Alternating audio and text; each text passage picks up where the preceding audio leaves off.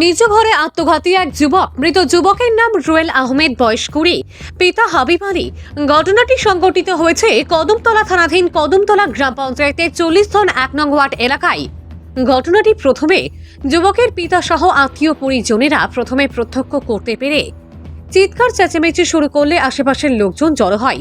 খবর দেওয়া হয় কদমতলা থানায়। খবর পেয়ে কদমতলা থানার পুলিশ ঘটনাস্থলে ছুটে গিয়ে মৃতদেহ উদ্ধার করে ময়না তদন্তের জন্য কদমতলা সামাজিক স্বাস্থ্য কেন্দ্রের মর্গে পাঠিয়ে দেয়। তবে কী কারণে ওই যুবক ফাঁসিতে আত্মহত্যা করেছে তার কারণ এখনো সঠিকভাবে জানা যায়নি। এ ব্যাপারে কদমতলা থানার পুলিশ একটি অস্বাভাবিক মৃত্যুর মামলা হাতে নিয়ে তদন্ত শুরু করেছে।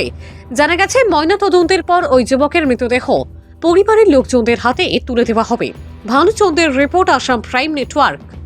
খাইয়া বাইক ঢুকাইয়া ঘর ঘুমাইছে। সকালে উঠি আমি গেছি গিয়ে কবিরাজর বাড়ি। কবাতে আইয়া কইছি বাদ দেও, বাদ দিছো না আমার বাদ কত লাগে তার বাড়ির লাইট জ্বলে। তো আমি কইছি বাইরের লাইট এগুলো জ্বলে কি এগুলো কোনো গুমর হয়েছে নি বলে ও এগুলো কোনো উঠছে না। ও আমি আমার লাগাবাড়ি বেঠিরে কইছি ও ডাক দেওয়ার আমি ভাত খাবার। ও বেঠিকে ডাকা আরম্ভ করছে, দরজার বাড়ি আনি আরম্ভ করছে, খুব ডাকিছে, খুব বাড়িয়েছে। দুজন মানুষে দরজা খুলেন না। ও আমি কইছি রে বা কিছু হয়ে গেছে রে বাবার ফুয়া আরো দরজা ভাঙো।